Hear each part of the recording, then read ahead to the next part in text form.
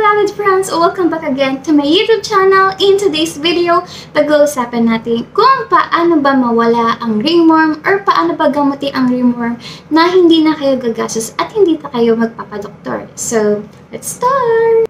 And so, sa mga ka-beloved friends natin dyan na hindi alam kung ringworm ba yung nasa skin nila, well, ang ringworm ay isa tong fungi and ang itsura nito ay may pagka-scaly and meron siyang ring shape. And kung kayo ay maputi, may pagka-reddish to. And kung dark naman ang skin nyo, may pagka-purplish to, na grayish, o kaya naman may pagka-brownish. So, ganun ang itsura ng ating ringworm. At ang ringworm, nakukuha yan human to human, o kaya naman sa animal to human. So, pag human to human, madalas pag nahawakan, or yung mga gamit, or yung skin to skin kayo, ayan, pwede kayo mahawa ng ganon.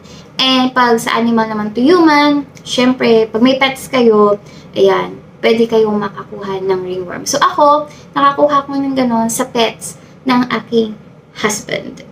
Yeah! Kasala po ako. Dati single ako, kaya medyo nawala din ako sa vlog dahil medyo busy sa buhay. Kaya ngayon ulit ako ng vlog. So anyway, back to our vlog. So ayun po, doon po natin nakukuha ang ating ringworm. And ang gamot po sa ringworm, walang iba kundi ang salt. Yes po, salt po. Kahit anong salt po yan, kahit sea salt, rock salt, iodized, kahit pink pa yan yung Himalayan salt, it's okay. Pwede po yun, basta po salt. Dahil ang salt, it works as an astringent. Dahil ang astringent, nakaka-dry to. So, yung salt, pag nilagay natin to sa ating ringworm, magda-dry ito at mawawala na yung kate. So, paano ba gamitin to? So, syempre, ilalagay natin yung salt sa ating wet skin. Yes po, kailangan po basa ang ating skin para dumikit po yung salt. So, ako, ginagawa ko to pag ako ay maliligo. Pag nakapagsabon na ako, shampoo lahat, nakapagbanlaw na, tsaka ko siya lalagyan. And then, patatagalin ko siya hanggang 2 to 3 minutes. And then, babanlawan ko na ulit.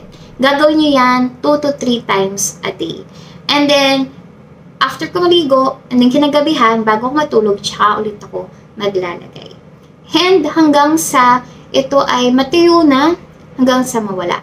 And kung gusto niyo mas mapabilis yung paggaling na inyong ringworm, pwede kayo gumamit nitong ointment na to. Yes. Nabili ko lang to sa Shopee for only 40 pesos. Proven and tested to. And kahit mura lang to, mapapahuyo ka talaga dahil as in, mahusay talaga itong gamot talaga. Kung gusto nyo talaga mapabilis, mga less than 1 week, pwede nang gumaling ang inyong ringworm.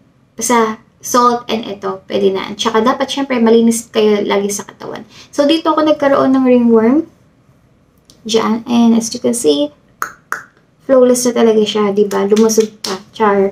Yeah. So, ilalagay ko yung yung link sa description box ko kung saan kayo makakabili nito sa Shopee.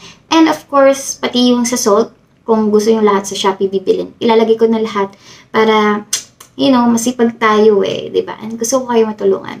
So, ayun lang naman ang ating vlog for today. And I hope naman ulit kayo sa aking next vlog.